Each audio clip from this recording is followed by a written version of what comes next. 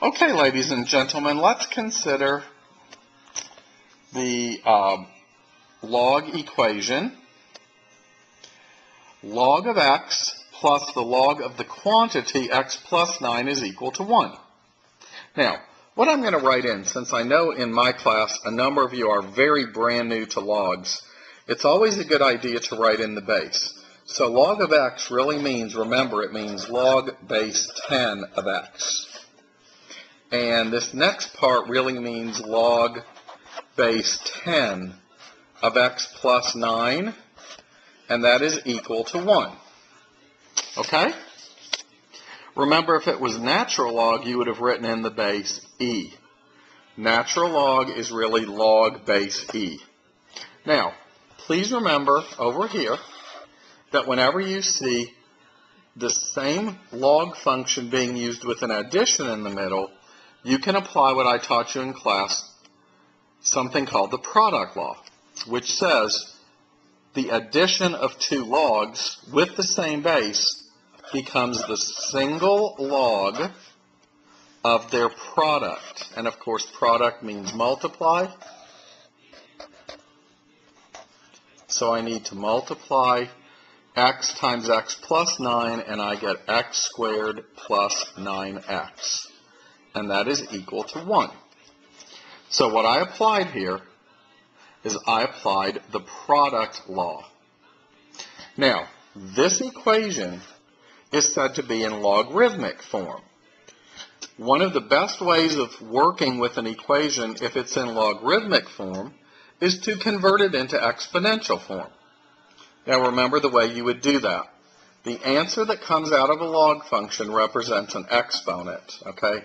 So this 1 really represents an exponent, and you can clearly see the base is 10. So when I convert this into exponential form, it becomes 10 raised to the first power is equal to whatever's here. And that happens to be x squared plus 9x. Okay? See how it was good to write in that base?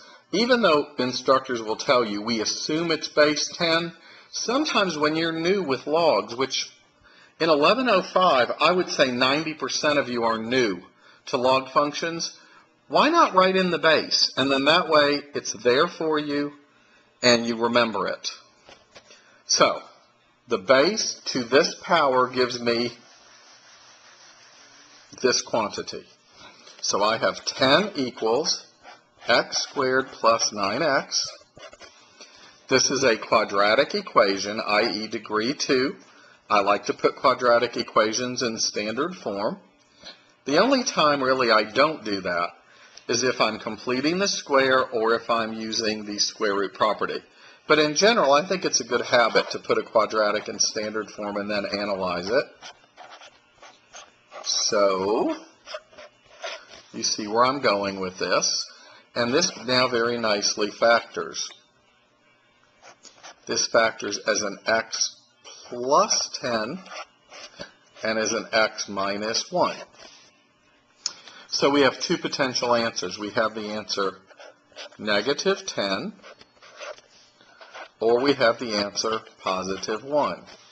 Now remember, with a log equation, it's imperative that you check answers. Well, if I try checking the number negative 10, I immediately run into problems because remember, okay, when we do our checking, we go back to the original equation, and when I go back to the original equation, I have to make sure that I don't violate any rules of logs. If I try putting a negative 10 in here, this is sometimes called the argument of a log function. A log function's argument, that's what ultimately gets put into the log function, has to be positive. Well, negative 10 immediately kills it. So for that reason, I cross out negative 10. It's not really an answer. When I put in a 1, we're okay there because the log of 1 is acceptable because 1 is a positive input. When I put a 1 in here to check it, this becomes 10, and that's a positive input. So we're fine. The only answer here is the answer 1. The number negative 10 fails. So your solution set only has the answer 1 in it. Now, what you always need to remember is whenever you're solving a log equation, you must check your answer at the end. Okay.